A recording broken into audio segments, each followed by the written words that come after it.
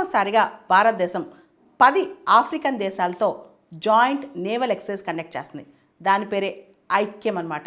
ఐక్యం AIKEYME Africa India key maritime engagement.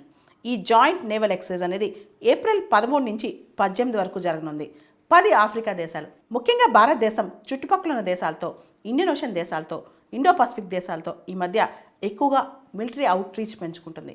ఏదైతే China తెలివిగా ఇండియా చుట్టుపక్కల దేశాలతో ఇండో పసిఫిక్ రీజన్లో, ఇండియన్ ఓషన్ రీజన్లో స్ట్రాటజిక్గా బిహేవ్ చేస్తుందో దాన్ని కౌంటర్ చేయడానికి ఇండియా ఇప్పుడు చాలా ముందడిగేస్తుంది. ప్రత్యేకంగా చెప్పాలంటే ఓ పక్క రెడ్ సీ ప్రాంతంలో హౌతీ రెబల్స్, ఇంకో పక్క సోమాలి పైరేట్స్, వీళ్ళందరినీ తట్టుకుని ఇండియా ఇప్పుడు ఇండియన్ ఓషన్ రీజన్లో, ఇండో పసిఫిక్ రీజన్లో తన యొక్క ప్రాబల్యం పెంచుకుందామని ట్రై చేస్తుంది. దీనికోసమే ప్రత్యేకంగా మొట్టమొదటిసారిగా 10 ఆఫ్రికన్ దేశాలతో మనం ఐక్యం చేస్తున్నాం అనమాట. జాయింట్ నేవల్ ఎక్సర్సైజ్ అని చెప్పొచ్చు. దీన్ని హోస్ట్ చేస్తుంది టాంజానియా. టాంజానియా దేశం ఈ ఐక్యంని హోస్ట్ చేస్తుంది అనమాట. సో మొత్తం 10 ఆఫ్రికన్ దేశాలు Tanzania, Comoros, Djibouti, Eritrea, Kenya, Madagascar, Mauritius, Mozambique, Seychelles, South Africa, ఈ 10 దేశాలతో కలిపి మనం ఈ ఐక్యం ఎక్సర్సైజ్ చేస్తున్నాం. ఐక్యం నేవల్ ఎక్సర్సైజ్ ఇది టాంజానియాలో దారిస్ సలాం ప్రాంతంలో జరుగుతుందన్నమాట.